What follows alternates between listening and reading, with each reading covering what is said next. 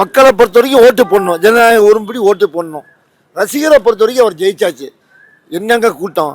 நான் வந்து அண்ணாவை பார்த்துருக்கேன், எம்ஜிஆரை பார்த்துருக்கேன், கலைஞரை பார்த்துருக்கேன், ஜெயலலிதா அம்மாவை பார்த்துருக்கேன், ஓபிஎஸ்ஸாக பார்த்துருக்கேன், இபிஎஸ்ஸாக பார்த்துருக்கேன், ஸ்டாலினாக பார்த்துருக்கேன். ஆனால் இதை மாதிரி மாநாட்டுக்கு நான் கூட்டத்தை பார்த்ததே இல்லை. எம்ஜிஆருக்கு அப்புறம், விஜயகாந்துக்கு அப்புறம்.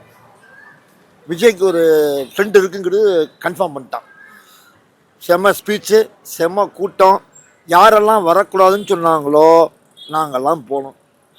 அதே மாதிரி வந்து விஜயகாந்த் வழியை தான் வந்து நாங்கள் பின்பற்ற போகிறோம் அப்படின்ற மாதிரியும் விஜயகாந்த் பற்றி பெருமையாக பேசியிருந்தாரு. கண்டிப்பாக அந்த ஊருங்க, அந்த ஊர் அவர் வளர்த்த பையங்க. அவரை பற்றி பேசாமல் யாரை பற்றி பேசுவான்? நன்றியை மறக்காமல் பேசியிருக்காருல்ல.